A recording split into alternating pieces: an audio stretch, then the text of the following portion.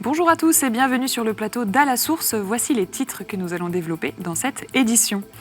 À Rome, le coronavirus trouble l'agenda du pape François qui reçoit cette semaine les évêques de France pour les visites ad limina. À Paris, le Premier ministre Édouard Philippe a rencontré plusieurs représentants de l'Église de France pour la traditionnelle instance Matignon. Et puis, une semaine avant les élections municipales, nous nous sommes intéressés à une initiative solidaire du Secours catholique à Rosny-sous-Bois, en Seine-Saint-Denis. Enfin, dans notre dossier, nous retrouverons le père Jean-Jacques Pérennes, directeur de l'école biblique de Jérusalem. Il est venu en France à l'occasion des 100 ans de la reconnaissance de l'école biblique par la France en tant qu'école d'archéologie. Avec lui, nous parlerons de la spécificité de cette école implantée en Terre Sainte, tenue par l'ordre dominicain. On le retrouve juste après le journal. Et nous ouvrons ce journal en Italie. Après la Chine, l'Italie est à ce jour le pays le plus impacté par le coronavirus.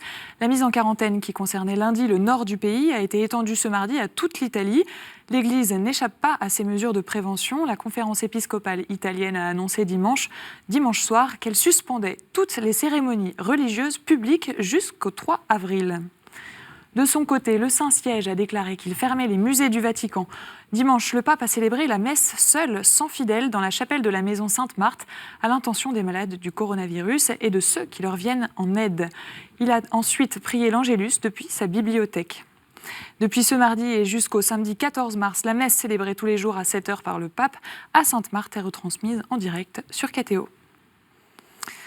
À Rome, toujours, la congrégation pour les évêques a annoncé ce mardi que les traditionnelles visites ad limina des évêques français auprès du pape étaient en partie suspendues à cause, encore une fois, du coronavirus. Le premier groupe, composé des évêques du Grand Ouest de la France, est déjà à Rome depuis ce lundi. Il devrait y rester jusqu'à samedi. En revanche, la venue des deux groupes suivants a été annulée.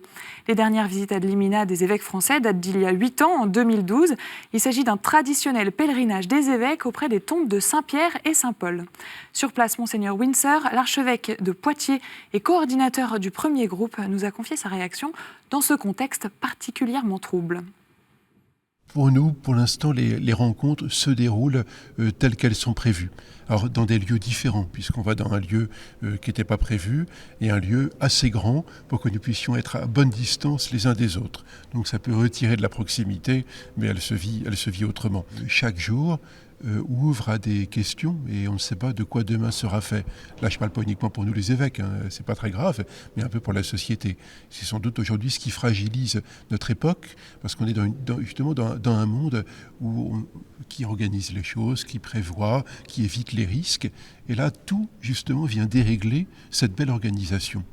Peut-être que c'est aussi une occasion de manifester qu'une société, que des êtres humains sont en capacité d'agir, même lorsque les choses prennent la couleur de l'imprévu. En France également, de nombreuses rencontres de chrétiens ont été bousculées.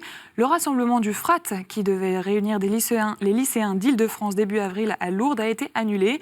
Quant aux assises des EDC, les entrepreneurs et dirigeants chrétiens, elles ont été reportées au week-end du 1er novembre 2020, toujours à Montpellier.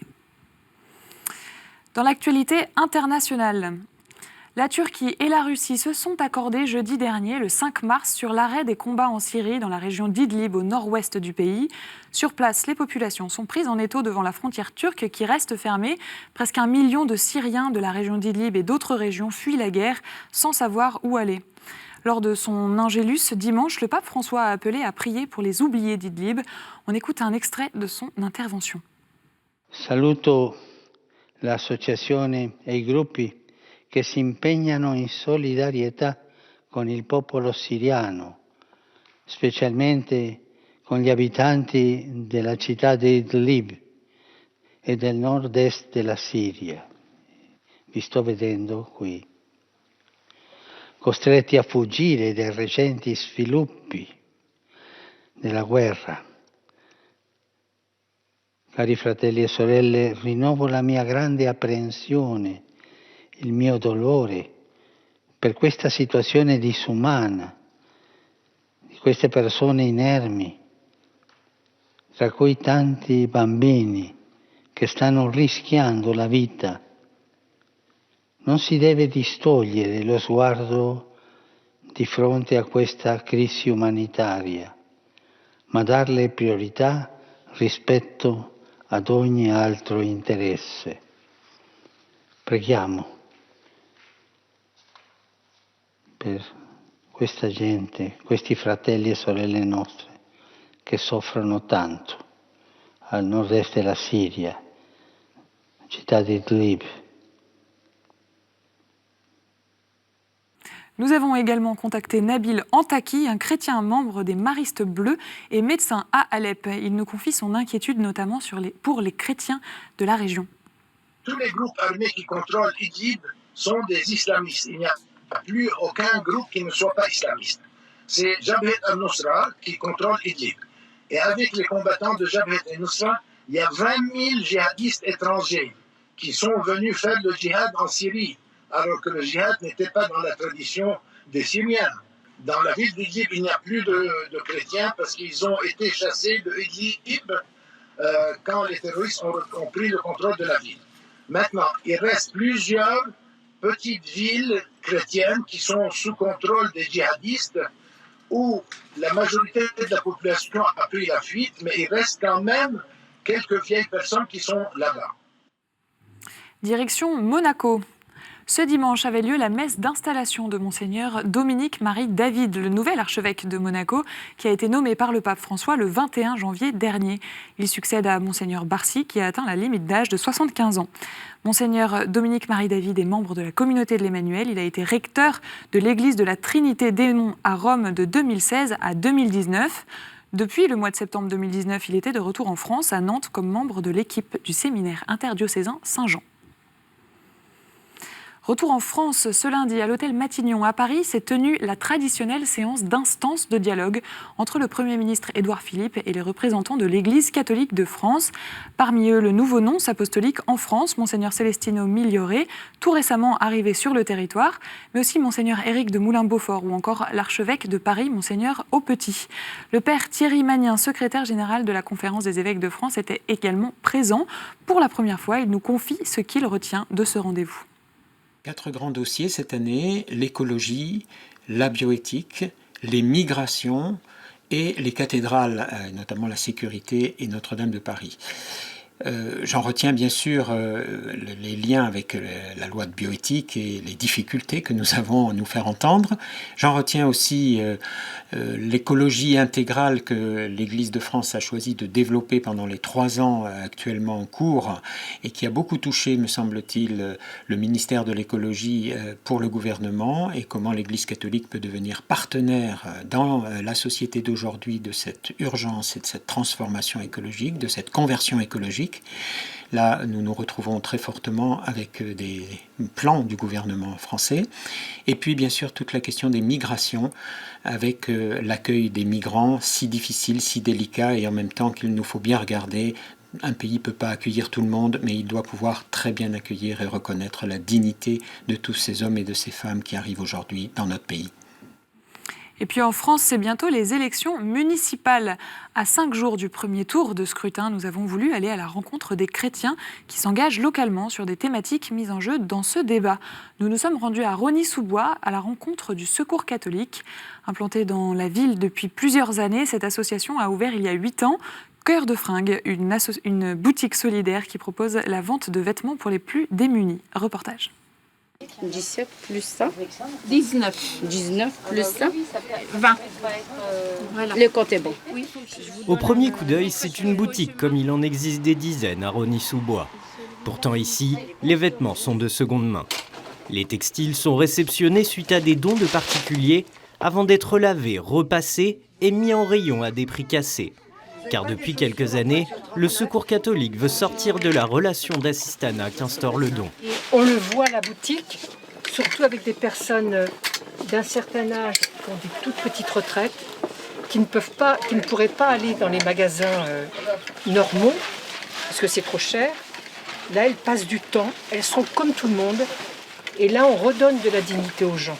Alors maintenant, ceux qui n'ont rien du tout, là, le Secours catholique leur donne des bons, mais pour les gens qui ont très peu de revenus, On leur redonne de la dignité en leur permettant d'être des acheteurs comme tout le monde.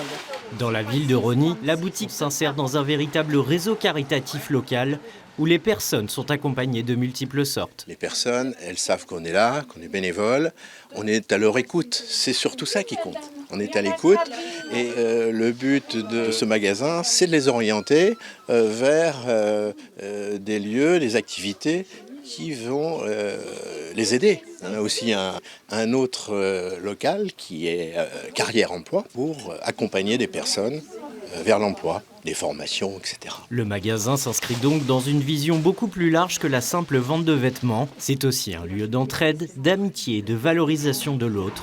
Un endroit primordial pour les plus démunis. Et puis à Paris, le 5e Café Joyeux a été inauguré ce lundi sur les Champs-Élysées. Il s'agit d'un café-restaurant qui a la particularité d'employer des personnes porteuses de handicap mental ou de troubles cognitifs. À cette occasion, le président Emmanuel Macron s'est rendu sur place avec son épouse. Ce café éphémère est ouvert pour au moins 6 mois.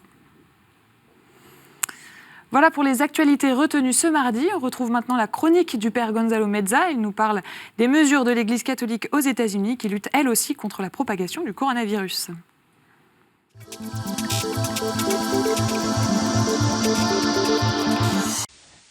Aujourd'hui, je vais vous parler d'une question d'actualité, le coronavirus et la position de l'Église catholique aux États-Unis.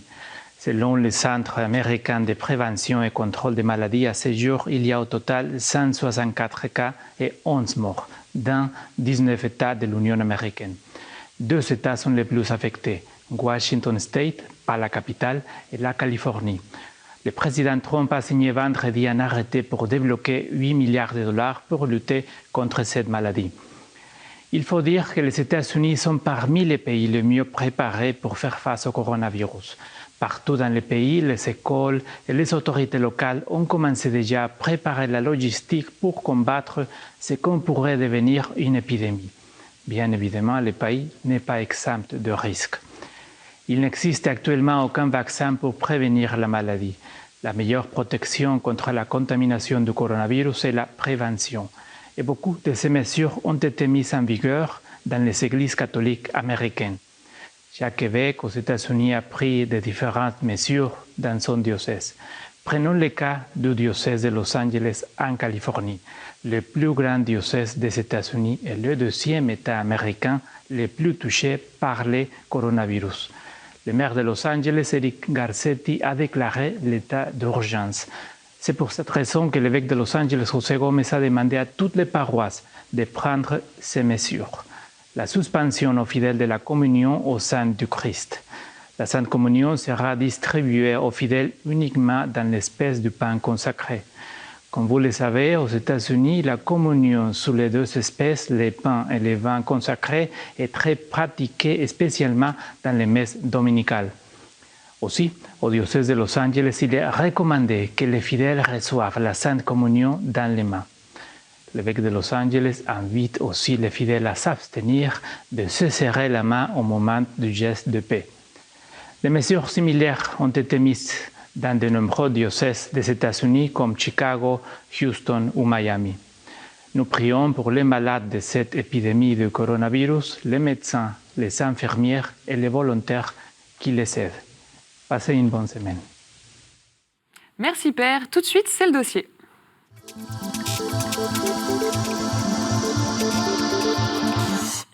Et dans notre dossier, nous retrouvons le Père Jean-Jacques Pérenès. Bonsoir Père. Bonsoir. Merci beaucoup d'avoir accepté de venir sur ce plateau. Plaisir. Alors vous êtes directeur de l'école biblique de Jérusalem qui fête cette année ses 100 ans de reconnaissance par la France comme école archéologique. C'est bien ça? Tout à fait. L'école biblique a été fondée en 1890 par le Père Lagrange, à un moment où les sciences historiques, linguistiques, etc. bouleversaient considérablement la compréhension traditionnelle de la Bible et en quelque sorte déstabilisaient, on a appelé ça la crise moderniste. Et le Père Lagrange, avec une équipe, a eu le courage de prendre ce défi au nom de l'Église et de former des gens à même d'intégrer les connaissances modernes dans une nouvelle lecture de la Bible. Et c'est cette première génération-là qui a fait un travail considérable de découverte. Ils sont allés, c'était l'Empire ottoman, Donc on voyageait très facilement, plus facilement qu'aujourd'hui. Et donc ils sont allés à Pétra, Palmyre, en Arabie. Ils ont fait des explorations, des photos, des relevés, des croquis, etc. Et c'est ce travail d'orientaliste qui a attiré l'attention de l'Académie des inscriptions et belles-lettres, qui nous a demandé en 1920 de devenir son correspondant à Jérusalem en Palestine. Pourquoi ? Parce que en 1917, c'est la chute de l'Empire ottoman, et la Palestine est confiée aux Britanniques, le mandat britannique de la Société des Nations, et la France n'avait plus de moyens d'action directe en Palestine. Et c'est de cette manière-là que nous sommes devenus, ce qui était l'école pratique d'études bibliques est devenue l'école biblique et archéologique française de Jérusalem. Et c'est ça que nous avons célébré cette année. Alors vous avez un statut particulier avec la France ? Oui, disons qu'il y a un lien, une certaine protection d'ailleurs politique, ce qui d'ailleurs nous a valu cette année la visite du président de la République au mois de janvier dernier à Jérusalem, à l'école biblique. Il y a un certain financement qui nous est donné par le Quai d'Orsay. Et surtout, l'Académie nous envoie chaque année des boursiers. Et là, pendant cette journée de vendredi dernier à l'Académie, nous avons réuni plusieurs dizaines d'anciens boursiers. Et pour nous, c'est formidable parce que ce sont des gens qui ont fait de belles carrières en archéologie, en épigraphie, en patristique, dans toutes sortes de domaines. Peu d'entre eux sont prêtres d'ailleurs, hein. Mais ils ont, au bénéfice de l'école, trouvé vraiment de quoi s'épanouir. Et c'était très passionnant pour nous.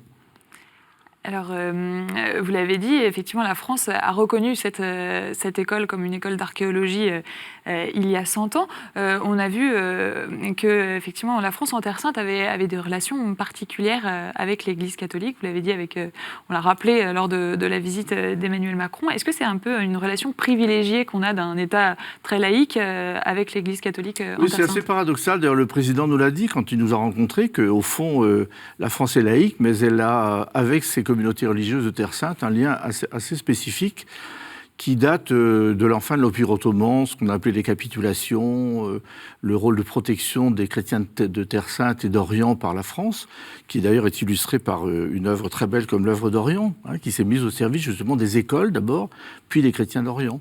Et donc nous bénéficions de ce statut qui n'est pas vraiment un statut diplomatique, hein, c'est une certaine protection politique, voilà, mais qui est assez utile, surtout dans des situations comme aujourd'hui, de tensions politiques où nous sommes. C'est tout de même assez précieux d'avoir un drapeau français sur l'école, et l'appui, alors là, il est vraiment très fort et très précieux, des autorités françaises, que ce soit le consulat général de France à Jérusalem, ou ici le ministère des Affaires étrangères, avec qui nous avons les meilleures relations. Alors pour revenir peut-être sur l'école biblique en tant que telle, sur ses missions, c'est pas anodin d'être une école biblique en Terre Sainte ? L'originalité, c'est que nous sommes sur le terrain. Et l'idée de Lagrange, c'était étudiant la Bible dans le pays de la Bible, ou dans les pays de la Bible, parce qu'il n'y a pas que la Palestine, ça va jusqu'au Sinaï, jusqu'à la Mésopotamie. Et donc, on peut faire de très belles études bibliques à Oxford, à Yale, partout dans le monde, à Washington, mais nous avons le terrain. Et donc, nos étudiants viennent en particulier parce que chaque semaine, ils vont faire des visites archéologiques avec des professeurs. Ils font chaque mois des voyages d'études, chaque trimestre, une semaine complète en Galilée, au Negev, en Jordanie, etc. C'est ce lien avec le terrain qui est notre originalité, ainsi que l'enseignement des langues anciennes. Dans les universités en Europe, aujourd'hui, quand il n'y a plus beaucoup d'étudiants, on arrête le cours.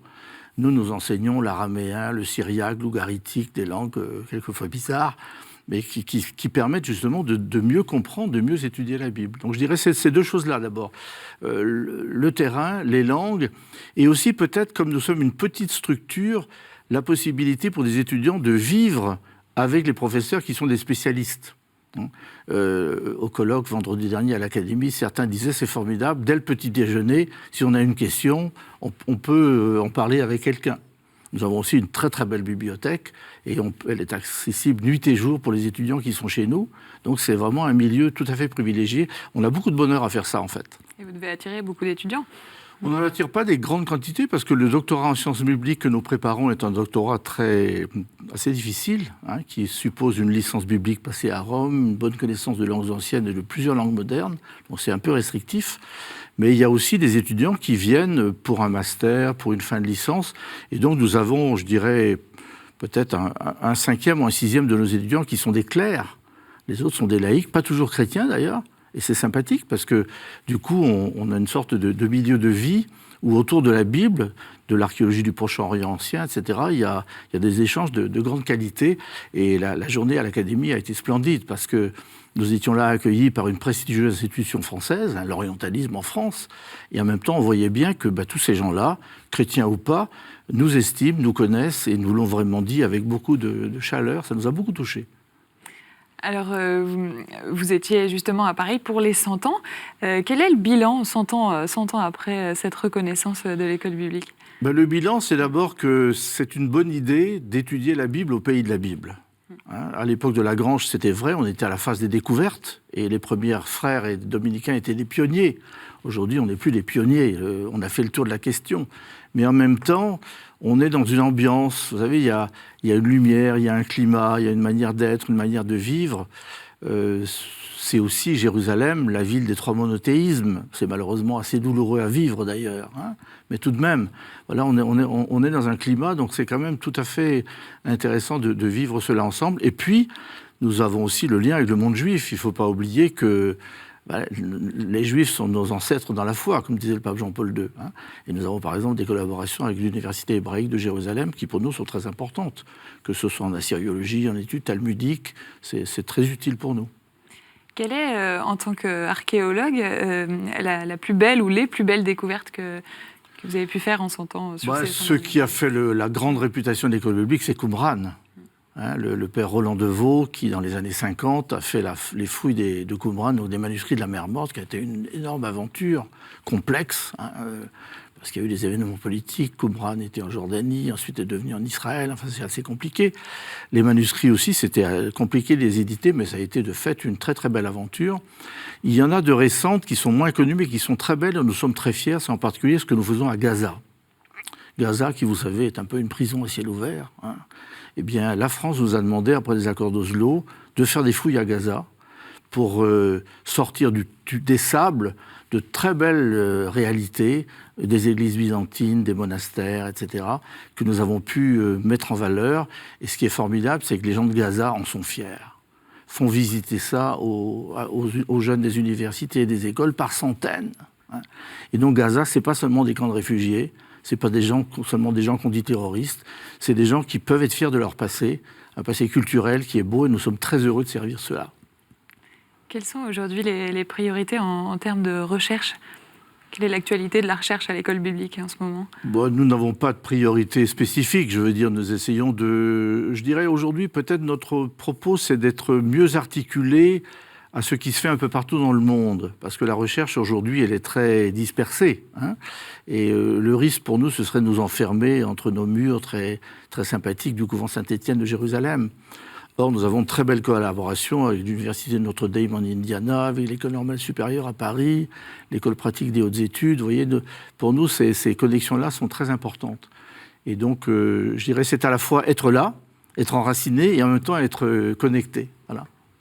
Vous êtes, vous l'avez dit, des correspondants de la France en Terre Sainte. Oui, disons que oui, nous avons ce statut de correspondant pour l'Académie, qui donc envoie chaque année des boursiers, à qui je dois en fin d'année faire un rapport sur nos activités. Mais je dirais c'est un partenariat qui est extrêmement sympathique, qui a beaucoup de bienveillance. Alors, juste peut-être pour revenir sur le statut, pour que ce soit bien clair, votre reconnaissance par la France, vous ne délivrez pas des diplômes d'État ? Non, on ne délivre pas des diplômes d'État, mais nous pouvons faire valider l'enseignement que nous donnons pour des étudiants qui sont dans des facultés laïques. Donc à Paris, à Louvain, etc., il y a des consignes et conventions. Et puis voilà, on fait valider les activités de nos étudiants dans les universités où ils passent leur maîtrise ou leur doctorat. En général, nos étudiants sont plutôt maîtrise et doctorat. Très bien. Et une dernière question, peut-être sur votre rapport. Vous en avez un peu parlé tout à l'heure, si on peut revenir dessus. En tant que religieux, avec les autres religions à Jérusalem, c'est quelque chose de particulier. Le rapport est surtout avec le monde juif, à vrai dire, parce que le monde musulman, d'abord, il n'y a pas à Jérusalem, comme il y a au Caire, où j'ai été auparavant, un grand centre intellectuel musulman, comme l'université des Lazare, par exemple. Il n'y a pas ça. Donc, Il y a l'esplanade des mosquées, etc., mais qui a un statut assez précaire. En revanche, dans le monde juif, il y a une intelligentsia brillante. Et donc, à l'université hébraïque, nous pouvons vraiment trouver des partenaires. Je viens d'avoir le bonheur d'offrir à mon prédécesseur, Marcel Sigris, un grand assyriologue dominicain, un volume d'hommage préparé avec un assyriologue de l'université hébraïque, le professeur Uri Gabay, et c'était formidable pour moi de pouvoir faire quelque chose avec lui. Au fond, nous sommes dans un pays déchiré, il y a des checkpoints partout, il y a des soldats partout, et notre défi, c'est aussi de rester et de devenir peut-être des hommes de paix, des gens qui tissent des ponts, qui tissent des liens, pour essayer, autant que faire se peut, de dépasser le contexte douloureux où nous vivons. Très bien, merci beaucoup Père d'être venu nous expliquer tout ça sur ce plateau. Et merci à tous de nous avoir suivis, c'est la fin de cette émission. Vous pouvez nous retrouver sur notre site internet www.ktotv.com. N'hésitez pas non plus à réagir sur les réseaux sociaux avec le hashtag #ALaSource. On se retrouve jeudi, excellente soirée sur KTO.